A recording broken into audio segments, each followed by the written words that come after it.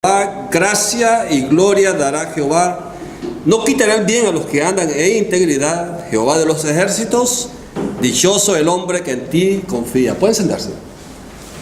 Salmos 84, versos 11 y 12 leía. Los que vinieron tarde ayer, vimos temprano acerca de lo que, cómo le damos a Dios lo que Él desea. Esa fue la primera parte. En cuanto a las notas, vimos acerca de lo que es verdadero, el conocimiento nuestro, que muchas veces sabemos lo que es verdad, sabemos lo que Dios desea, pero nos cuesta dar el paso de fe. Vimos el ejemplo de Fabián y Andrea, cómo lograron superar esa barrera y luego tuvieron una recompensa increíble, ¿verdad? El comprometernos delante de Dios muchas veces se enseña de una forma desbalanceada. Sí, hay sacrificio, van a haber situaciones duras, situaciones muchas veces tensas, pero comparado con la recompensa, en verdad es nada lo que uno puede hacer comparado con lo que Dios quiere hacer en tu vida. Dijimos que el compromiso en nuestra vida debe ser un compromiso total, que Dios no acepta medias personas. Dios acepta absolutamente todo lo que nosotros somos, y que solamente Cristo produce el fruto espiritual. También vimos acerca de ese momento que debería haber en todas nuestras vidas, un momento donde nos paramos como creyentes y decirle al Señor: aquí estoy enteramente. Y si hasta ahora no lo han hecho, esta podría ser una manera de venir ante Él y decirle: Señor, dejo de ser mediocre, dejo de estar comprometido a medias y quiero estar totalmente en tus brazos, en tus manos. Y ahí aparece la porción de Génesis 22. ¿Se acuerdan? Dios llama a Abraham. Abraham es el creyente sensible a la voz de Dios. Creo que todos ustedes están comprometidos con el Señor en ese sentido, sensibles a la voz de Dios. Pero Abraham recibe de Dios las peticiones de su corazón, y mi versión sería que Dios es desplazado por el hijo de la promesa. Isaac aparece ahí como un sustituto y es ahí donde viene Génesis 22.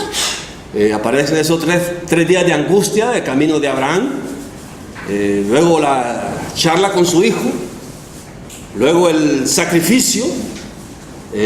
Abraham no levanta un cuchillo de plástico, pero es hasta ese momento que los cielos se abren para decirle a Abraham: ahora entiendo. Pero lo que fue para Abraham, queridos, no nos pasa por nuestra mente. Una pregunta para ustedes: ¿deseaba Dios a Isaac? ¿Verdad que no? ¿Qué es lo que quería? Quería Abraham. Y es esa angustia la que lo lleva hasta el máximo. Y por eso Dios le dice: ahora sé, ahora entiendo. Abraham tenía que llegar a ese punto. Y es entonces que Dios abre la recompensa. Hasta entonces Abraham estaba por ahí atado a lo que hasta entonces Dios le había dado. Muchas veces cerramos las manos y apreciamos aquello que Dios nos dio, y gloria a Dios por ello. Pero la lección de Abraham es que hay que ponerlo siempre a la mano y a los pies del Señor. Por precioso y grandiosa que sean sus bendiciones diarias, continuamente debemos venir y postrarlas o dejarlas ahí a los pies de la cruz. Decimos muchas veces: estoy comprometido con el Señor, ¿verdad? De otra manera no estaríamos acá. Pero hasta cierto punto. Señor, no pidas más de mí. Limitamos lo que el Señor espera de nosotros. Y cuando digo esto, será duro. Nunca va a ser fácil. El ejemplo nuestro es Cristo, ¿verdad? Por el gozo puesto frente a Él, llevó de lo peor. O sea, el gozo, querido, siempre debe estar de continuo frente a nosotros, como ese poder motivador.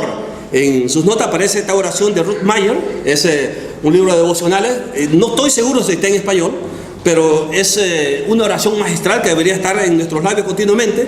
Señor, soy tuya, no importa el costo, que tu voluntad sea hecha en mi vida. Entiendo que estoy en el mundo no para buscar lo mío y mis intereses o mi propia gloria, aumentar mis riquezas o satisfacer mis deseos. No estoy para ser popular o promoverme, tampoco estoy para ser relevante o de gran valor. Estoy aquí para complacerte. Me ofrezco todo a ti, lo que soy. Estoy aquí porque me salvaste y pagaste un precio con la sangre de Cristo. Solamente tú, Dios divino, eres digno de ser mi Señor y Dios. Así que hoy me postro ante ti. Que esa sea nuestra oración día a día, queridos. Si algo podemos hacer es continuamente venir y postrarnos delante de Dios. O como muchas veces se dice, ustedes son seguidores de fútbol, ¿verdad? Dejar todo en el campo. No hay mejor jugador que aquel que lo deja todo, ¿verdad? Hay veces que jugadores que por ahí son actores profesionales, ¿verdad?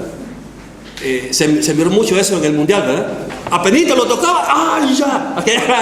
Aquella gran herida. Una vez que el árbitro pita, ya se levanta sonriendo le caía el viejo. Pero no, muchas veces vivimos de esa manera la vida cristiana. Y el Señor quiere que dejemos todo en el campo de juego en donde Él nos ha colocado. Bien, recibiendo lo mejor de Dios, que es el tema de esta mañana. Ese fue un breve resumen de ayer. Los que no estuvieron ya están amando con los que estuvieron ayer. Bien, recibiendo lo mejor de Dios. ¿Cómo recibimos lo mejor de Dios? Y ahí aparece una cita de uno de los grandes maestros de todos los siglos, Tozer. Si no han leído nada de Tozer, es excelentísimo. Es un hermano sencillo, una profundidad increíble. No es la mejor traducción lo que tienen ustedes ahí, pero lo leen en un momento, no lo voy a leer ahora. Pero resumiendo, él simplemente nos pone a Dios como aquel que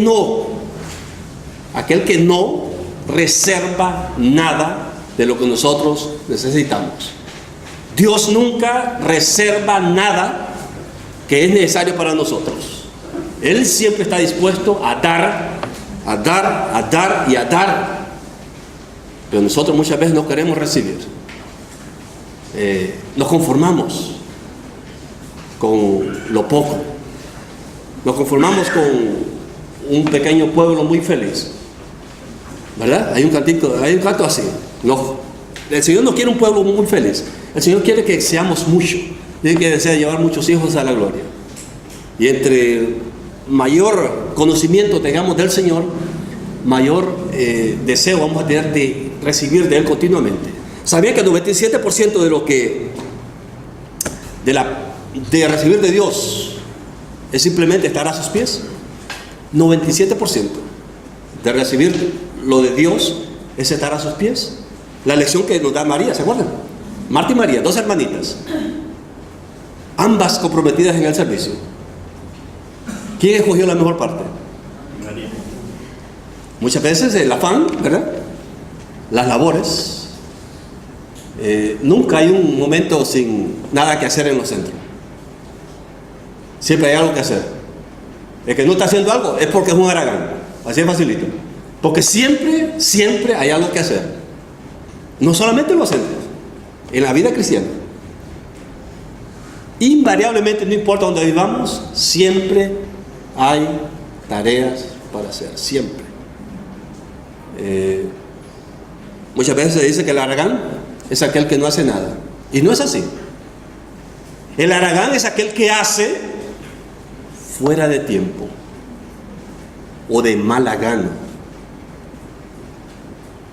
Por eso muchas veces decimos, no sé qué pasa conmigo, estoy comprometido, estoy trabajando, pero ¿cómo lo estás haciendo?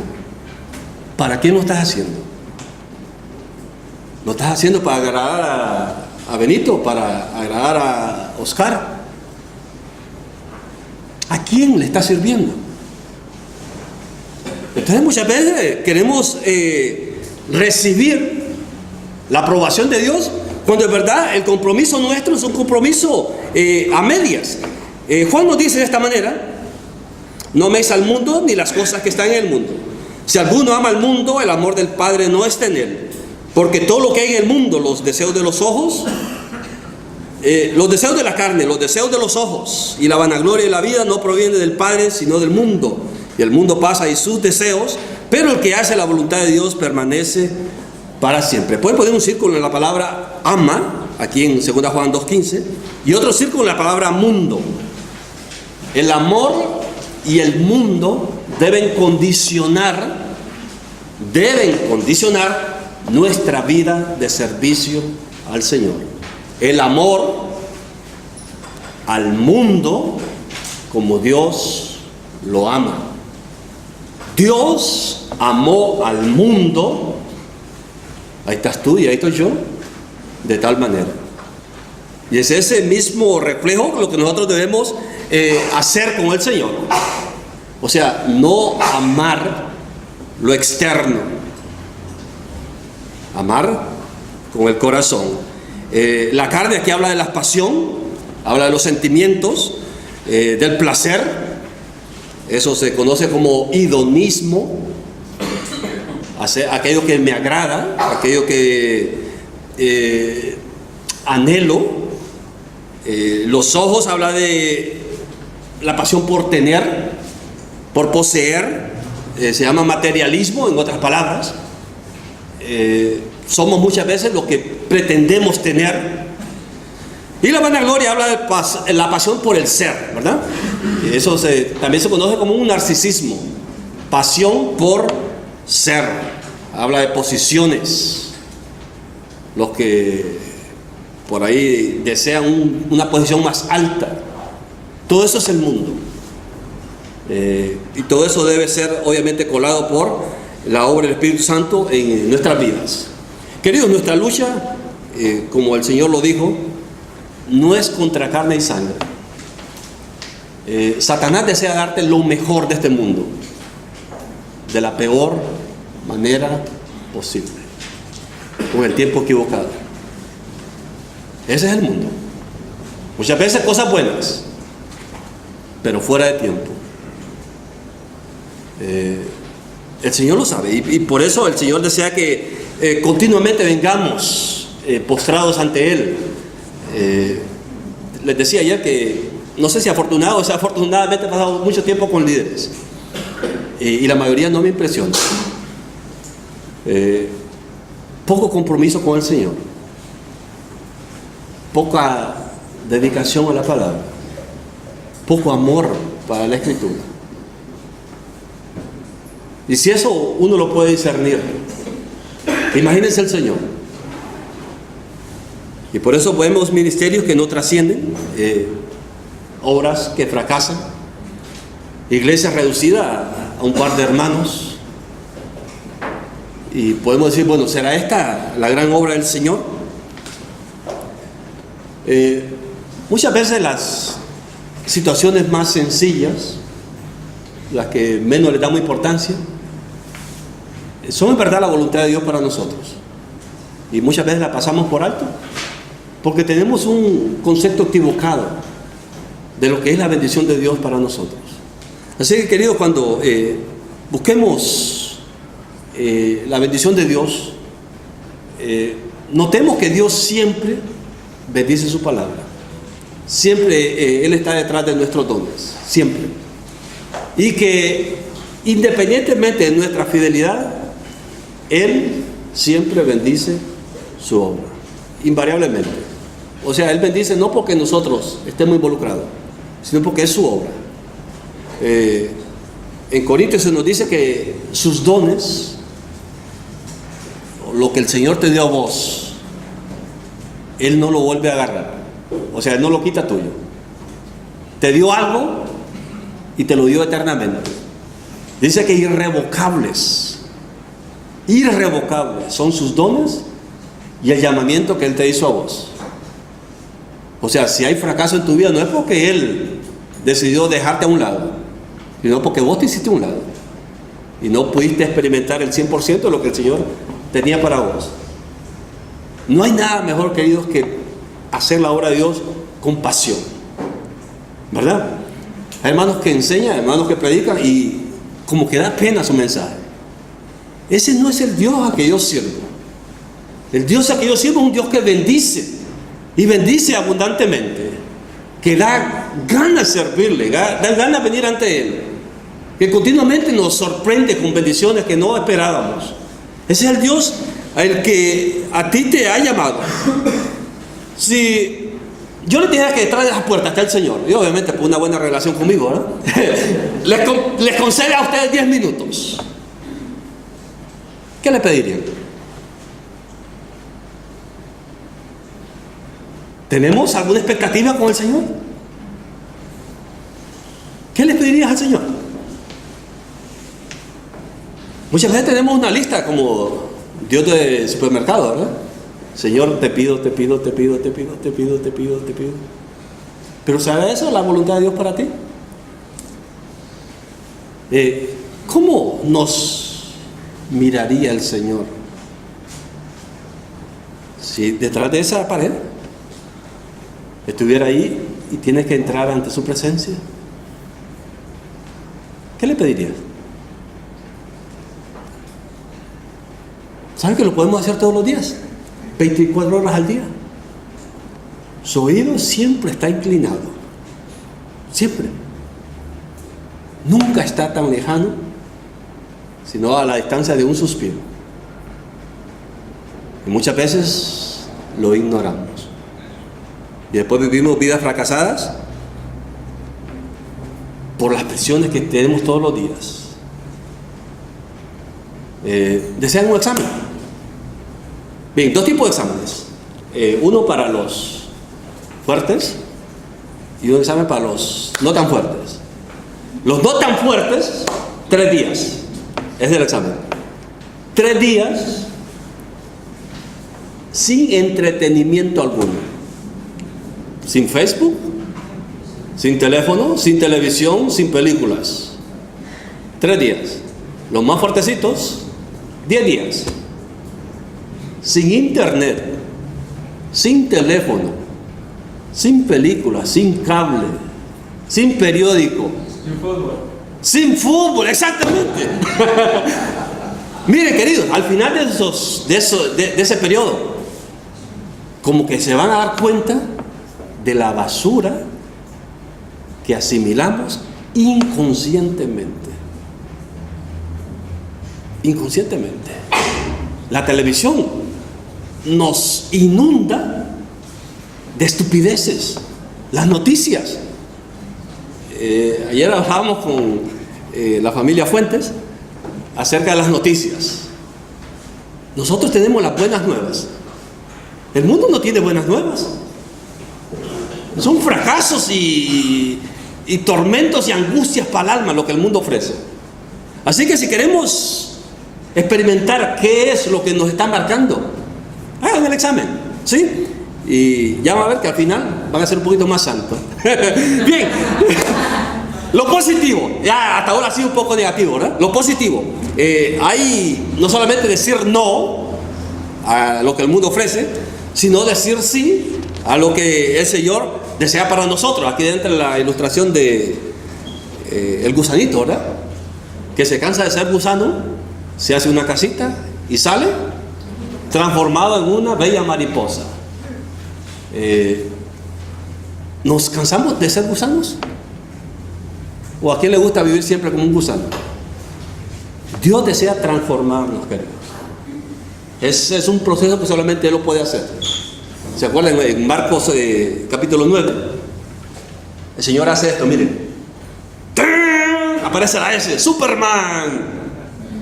Irradia. Se transforma delante de los apóstoles. Muchas veces yo leía esto como una luz del cielo que viene y lo ilumina. Pero no, es de su interior que brota resplandor de gloria. Lo que nos dice Hebreos capítulo 1, que nos dice que Él es el resplandor de la gloria de Dios. Cuando Cristo viene a este mundo, Él cubre el resplandor de la gloria divina con su cuerpo. Esa fue la limitación que Él tomó siendo Dios.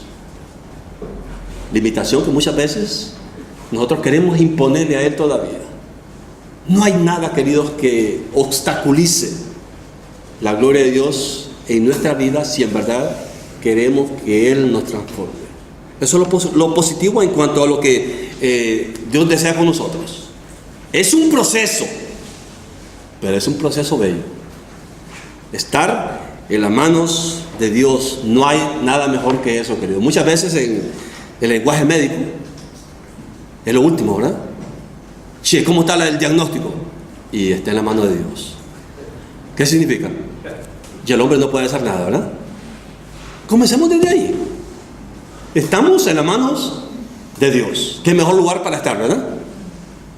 Y el Señor va a hacer la obra. A mi abuela, a los 60 años le diagnosticaron un cáncer por ahí de los intestinos. Como a los meses, ella recibió a Cristo. No le hizo caso a la enfermedad. Murió de 104 años. ¿Dios actúa así en todas las ocasiones? No, absolutamente no. Pero es todopoderoso. O sea, estamos en sus manos. ¿Qué mejor que vivir una vida confiada, sabiendo que cada día hay una expectativa nueva con Dios? A ver qué va a hacer Él ahora. Es su obra. Tenemos esa expectativa continuamente en nosotros. ¿Qué me va a sorprender el Señor hoy? Ayer fue tremendo. ¿Esperamos lo mismo hoy? Esperemos más. Más y más. Eso es lo que el Señor espera de nosotros. Mateo 4, noten, Mateo.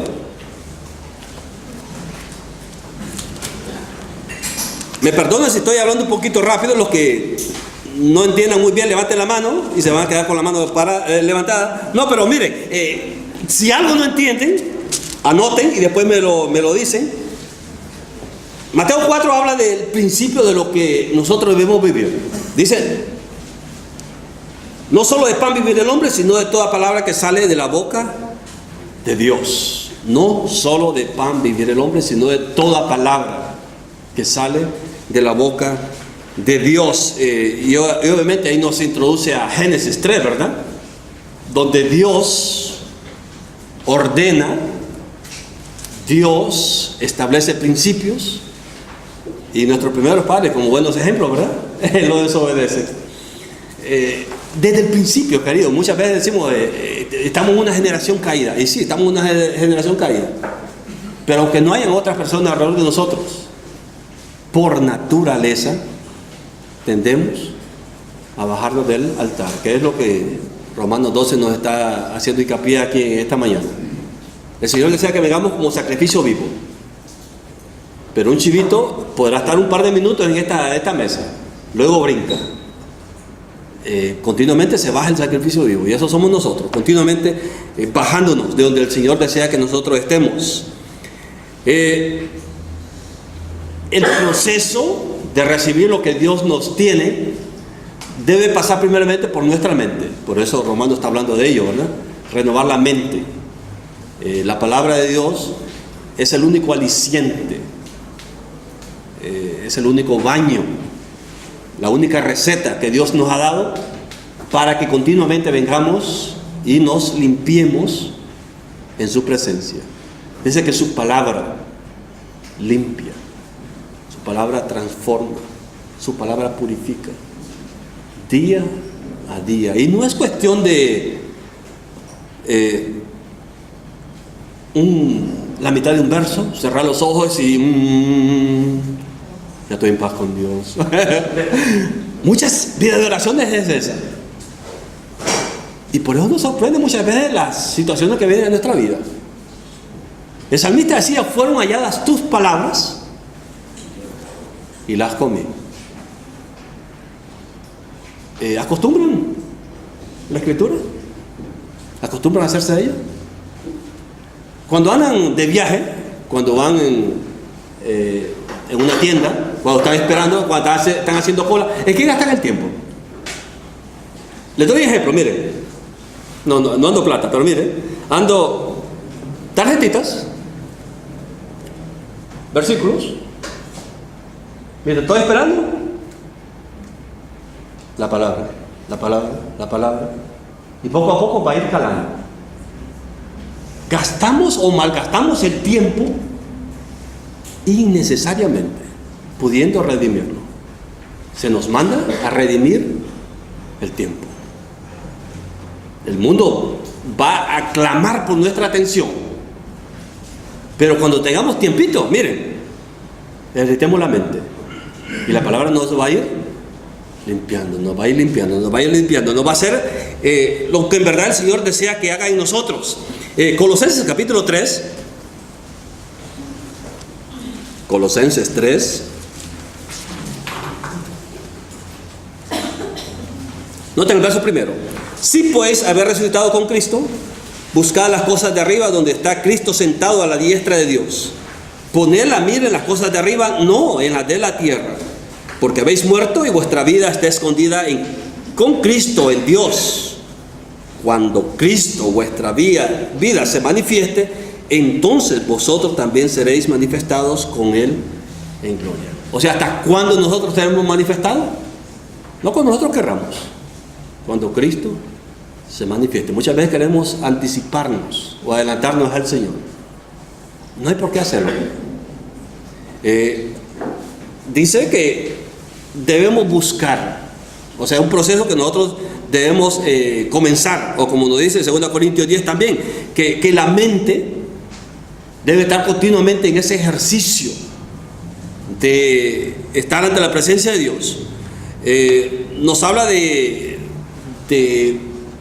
todo lo que hacemos, de que todo lo que decimos, de que todo lo que anhelemos tenga la aprobación de Dios, que continuamente vengamos sometiendo toda obra, todo pensamiento a los pies de la cruz. Romanos 8 habla sobre ello, ¿verdad? Habla sobre la mente, habla sobre aquello que es práctico, habla sobre aquello que agrada a Dios. Lo que muchas veces nosotros valoramos, queridos, o lo que el mundo valora, Dios aborrece, ¿verdad? Muchas veces imitamos los valores del mundo y Dios lo detesta.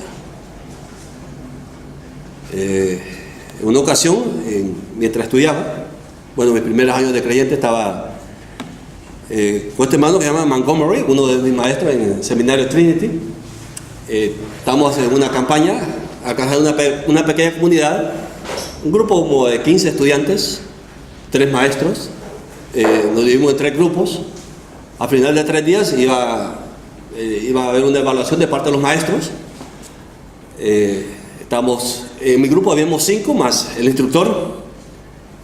Los otros compañeros estaban temblando. Ay, ¿qué me va a decir, maestro? Yo quiero sacar buena nota y no echan nada.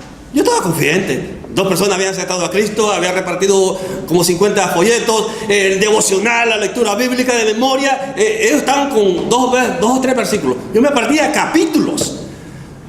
Confidente con el maestro, ¿verdad? Y me dice: mira, un placer estar contigo. Pero el Señor solamente me dio 2 versos para ti. ¿Sí? Se los leo.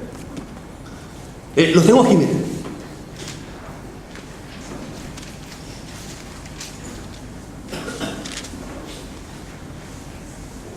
Pues busco ahora el favor de los hombres o el de Dios, o trato de agradar a los hombres. Pues si todavía agradara a los hombres, no sería siervo de Cristo. Yo, bueno, como que se equivocó, ¿verdad? Yo esperaba una estrella, un reconocimiento público. Después me da el otro papelito.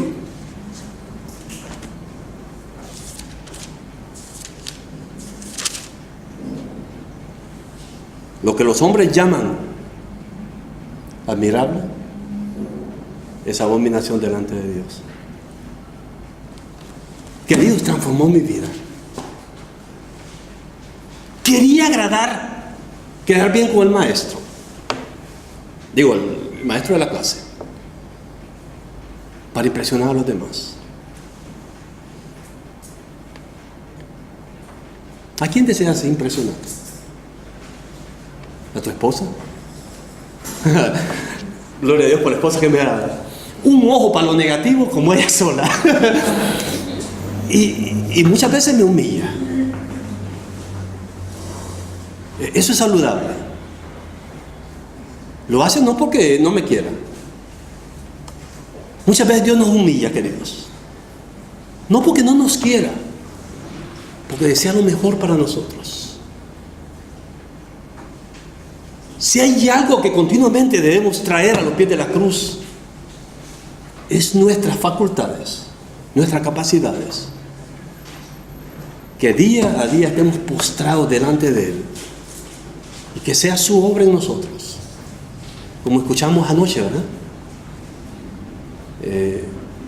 Si algo podemos hacer, es porque Él lo hizo a través de nosotros. Lo que dice Marcos 10:43: el que de vosotros quiera ser grande, hágase servidor de todos. Y no hay mayor prueba, querido, que cuando nos tratan como siervos, ¿verdad?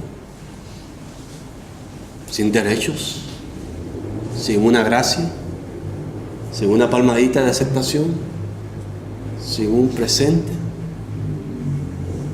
Esa fue la experiencia de Cristo acá. A los suyos vino y los suyos no le recibieron.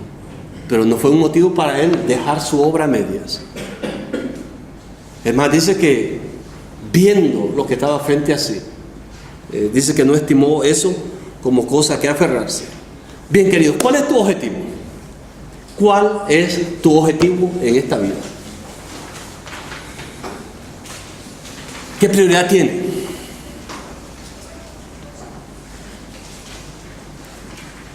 ¿Lo tienes en tu agenda? ¿Estás dispuesto a pagar el precio? ¿O nos conformamos con una vida mediocre? Nos conformamos con aquello que cualquiera puede hacer. Les invito a hacer una lista de cosas que desean ser. No cosas para hacer. Siempre hay una lista infinita de cosas para hacer. Pero lo que vos deseas ser delante de Dios. Yo tengo una lista aquí, una lista personal. Deseo ser un hombre de Dios. Deseo ser un hombre de Dios. Eso me implica tiempo con Dios. Entre más nos acerquemos a Él, mejor comunión tendremos con Él. ¿Se acuerdan de Moisés? Entre más tiempo pasaba con el Señor, más reflejaba su luz. ¿Cómo está tu luz? Me dice con quién pasas el tiempo. Segundo, deseo ser un buen esposo. Va a implicar tiempo con mi esposa. Conocerla más, amarla más, apreciarla más. Deseo ser un gran padre. Pasar tiempo con mis hijos, de forma individual con cada uno de ellos. Son 3 entidades distintas, 3 necesidades distintas. Deseo ser un gran pastor, preparar sermones, preparar líderes, por ahí traer nueva visión. Deseo ser un gran amigo. ¿Qué lista es la tuya? ¿Qué deseas ser por medio del Espíritu Santo que Dios ha puesto en ti? Muchas veces debemos renunciar a cosas que nos atan y roban nuestro tiempo para poder ser mejores. Una ocasión le dije a un maestro en el seminario, sé que esta porción de la materia, que son 10 puntos, va a requerir 40 horas de mi tiempo, que no las tengo. Así que me conformo con un 90, pero esto no lo voy a hacer. O sea, reconocer áreas que podemos delegar o no hacer para hacer algo más productivo. Eso es sabio. ¿Qué es aquello que estamos haciendo que nos consume tanto y que hay poco beneficio? Y reemplazarlo por aquello que en verdad nos puede acercar más a Dios. ¿Qué es lo que Dios espera que tú hagas? No lo que Benito espera que vos hagas, no lo que Jorge espera que vos hagas, no lo que tu esposa espera que vos hagas. ¿Qué es lo que Dios espera que tú hagas. Hazlo. Hazlo. Así de facilito es. Hay un proverbio chino que dice que el camino de los 1000 kilómetros se lleva a cabo un paso a la vez. Si nos quedamos estáticos, no vamos a avanzar. Muchas veces la vida cristiana es esa, vida estática, porque nos conformamos con lo que hasta ahora nosotros somos. El salmista decía de esta manera: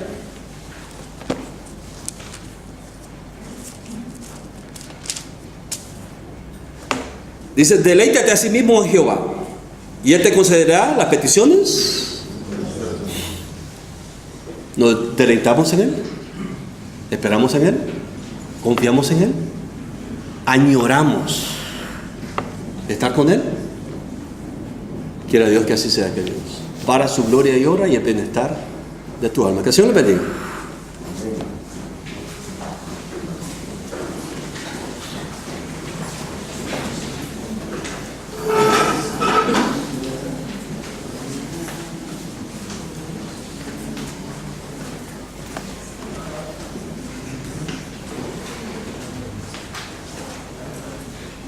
Podríamos estar siguiendo tiempo con esto. Cada uno seguramente ha tenido reflexiones personales que tienen que ver con algún pasaje de la palabra. Dios desea bendecirnos. Su propósito para nosotros es un propósito de bendición. Y su propósito de bendición para cada uno de nosotros es que esa bendición se proyecte a los que nos rodean. Le dijo a Abraham: te bendeciré y serás bendición. Pero Pedro nos presentó demandas para tener la bendición de Dios. Y me quedó: si busco la aprobación de los hombres, ¿qué dice?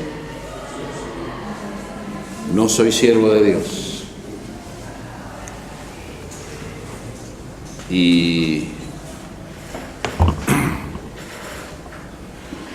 ahora, si hacemos lo que Dios quiere, sin ninguna duda, que los hombres van a aprobar, porque van a ver en nosotros a Cristo. Seguramente el Señor va a seguir trabajando con su palabra. Está grabado esto, si lo podemos volver a ver, lo podemos volver a masticar, a rumiar como la vaca. Ustedes saben que la vaca que más rumea es la... No son muy del campo ustedes. La vaca que más rumea es la que da mejor leche. Rumiar la palabra, ¿sí? Rumiar la palabra. Los mensajes que recibimos, que vemos, veámoslos, nos va a hacer mucho, mucho bien. Padre nuestro que estás en los cielos, santificado sea tu nombre. Te bendecimos, Padre, te bendecimos. Como cantábamos antes, cuán grande es Dios, cuán grande es Dios. Su nombre sobre todo es.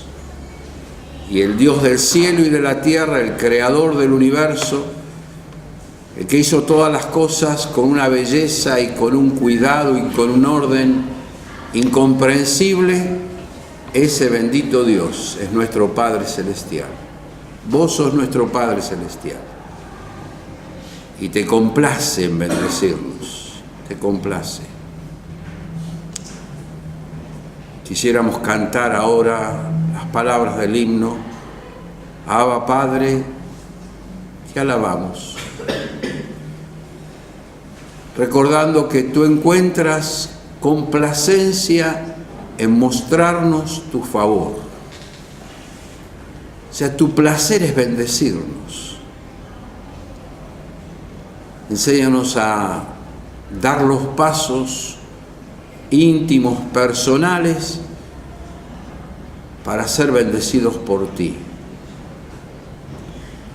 Que aprendamos, que nos disciplinemos en no buscar la bendición del mundo y la aprobación del mundo, sino solamente la tuya. Es increíble, increíble, que cuando nosotros terminamos una tarea debemos decir: siervos inútiles somos, porque lo que teníamos que hacer hicimos. Y que cuando terminamos un trabajo, vos nos decís: bien, buen siervo y fiel, sobre poco has sido fiel, sobre mucho te pondré. Es increíble pensar que el siervo tenía que, después del trabajo de todos los días, preparar la mesa de su Señor. Y cuando terminemos el trabajo de todos los días y de todos nuestros días, vamos a escuchar una voz que nos va a decir: vengan, porque está todo preparado. Te alabamos, Padre, te alabamos. Queremos vivir este día, que es el día que nos diste, tomados de tu mano, con tu bendita, con tu más rica bendición. En el nombre del Señor Jesús. Amén. Bueno,